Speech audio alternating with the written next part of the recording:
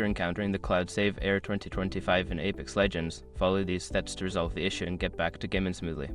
Step 1. Check server status. Visit the official Apex Legends server status page to ensure there are no ongoing outages or maintenance that could be affecting cloud saves. Step 2. Restart the game.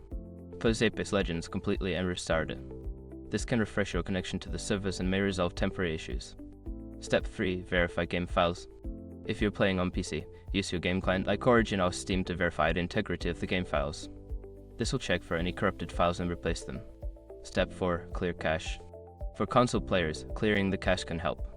Turn off your console, unplug it for a few minutes, then plug it back in and restart it. Step 5. Relink your account. If the issue persists, try unlinking and then relinking your EA account from the platform you are using.